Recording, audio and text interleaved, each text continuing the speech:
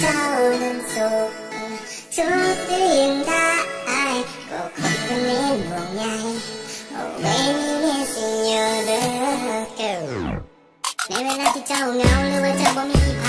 ใครคนนี้จะยืนอยู่ข้างกายเพื่อเจ้านั้นกดเบอร์โทรมาถ้าว่าเรื่องที่เธอกำลังไปหาเพราะว่าเรื่องทุกเรื่องทุกเรื่องที่เธอกำลังไม่ได้คอยพร้อมมาฟังสิ่งที่เธออยากจะระบายมีปัญหาที่อยากให้ช่วยแก้ไขโทรมาบอกมาหรือทักมาหาก็ได้คอยพร้อมจะเป็นหมู่ที่ยืนอยู่ข้างกายเพราะว่าใครที่ว่าเจ้าสำคัญจะพบใครหลายเรียนใดมีสิ่งใดที่ยังให้เจ้านักใจถ้าแค่พอถอยได้ก็จะถอยเต็มใจบ่ได้หวังสิ่งใดเพียงอยากให้เธอสบายใจบ่อยากให้เธอเก็บปัญหาจะทับแทนแต่ที่จะว่าแบบนี้ก็อยากให้เธอหัวว่าเพียงวันที่เจ้าเดียวได้เธอจะไปอยู่ข้างกายจนได้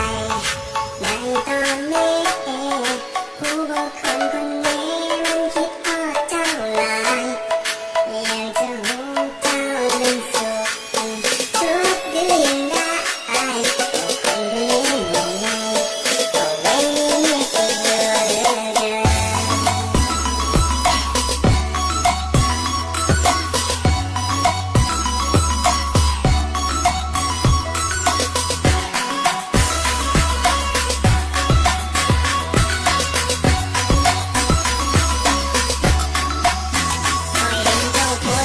ว่าตอนนี้จะเศร้าใจ